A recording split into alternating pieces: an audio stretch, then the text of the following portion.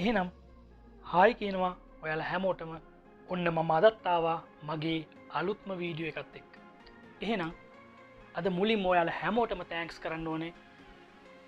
මගේ මේ channel එක සති දෙකක් ඇතුළත subscribersලා 100 exceed කරා. ඒ ඔයාලා නිසා. එහෙනම් මට ඉදිරියටත් මේ වගේ වීඩියෝස් අරන් එන්න ඔයාලගේ support එක ඉතාම වැදගත් වෙනවා. ඉතින් thanks for all. එහෙනම් අද මම කතා කරන්න යන්නේ කොහොමද ඔයාගේ Android phone එකට external microphone එකක් සම්බන්ධ කරගන්න කියලා.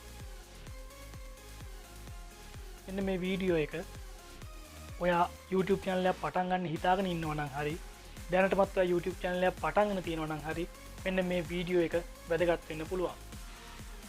ඔයා කෙලින්ම ෆෝන් එකෙන් රෙකෝඩ් කරනවට වඩා ඔයා මයික්‍රොෆෝන් එක කරා ඔයාගේ වීඩියෝ එක රෙකෝඩ් කරද්දී ඒකේ සවුන්ඩ් ක්වොලිටි එක වැඩි වෙනවා.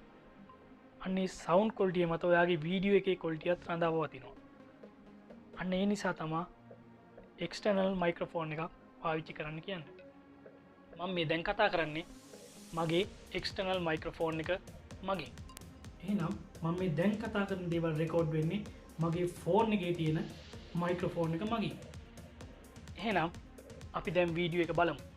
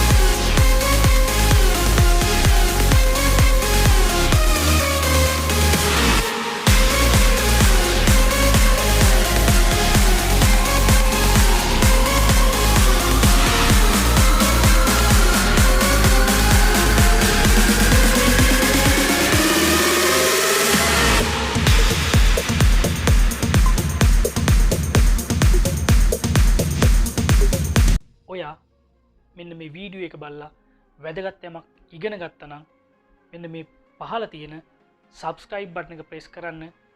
ඒ වගේම like කරන්න. පහළ තියෙන comment section එකේ comment කරන්න. ඒ හැම comment එකකටම මම reply කරනවා. ඉතින් එහෙනම් ඔයාලට සුබ දවසක්.